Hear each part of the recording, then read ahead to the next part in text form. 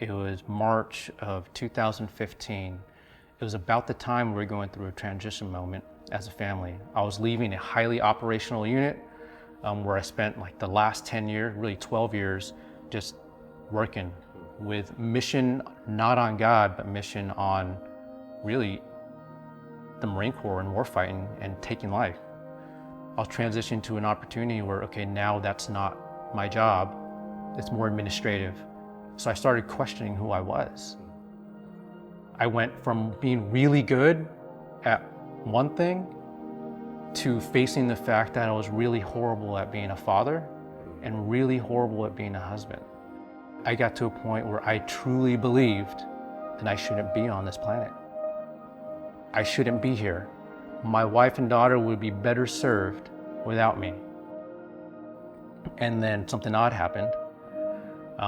Something caught my attention. It was this leather-bound book in the corner between my gun safe and the side of the wall. And I'm like, that's odd. I reached for it. I'm like, I haven't seen this for 10 years. Like, I thought I lost this in Iraq. I dusted it off, and I didn't even think of anything. I didn't think about it. I didn't think of it as a thing. I just dusted it off. I'm like, put it down and just moved on. There was just enough distraction to put my gun down, pick up the Bible, the first Bible and only Bible that I've ever owned up to that point.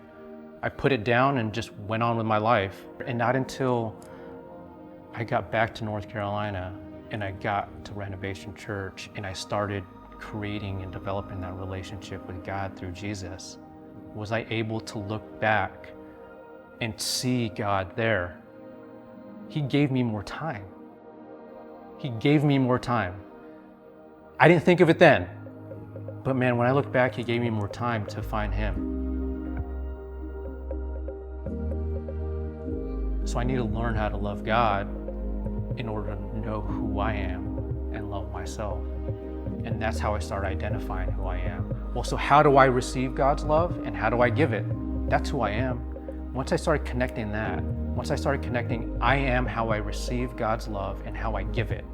That is my actual identity and how I uniquely do that. And I'm like, that's my identity in Christ. And when I compare that to who I thought I was a Marine, 20 years in the Marine Corps with all this war fighting experience. That's who I am. And I'm a leader of Marines and I can mentor other young Marines. That's who I am. When I realized that was temporary, when I realized, you know what, it's time for me to retire and I have to figure out who else I am, and renovation just came at the right time. Jesus just came right at the right time in that moment, where no matter what hat I put on, I'm always going to have that identity in Christ. So we show up to renovation October 17, 21. Kalia gets baptized a year later in August of 22. And then the following year, I got baptized.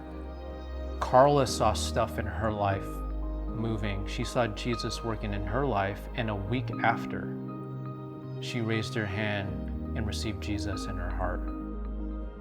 The church is not a museum of perfect people, right?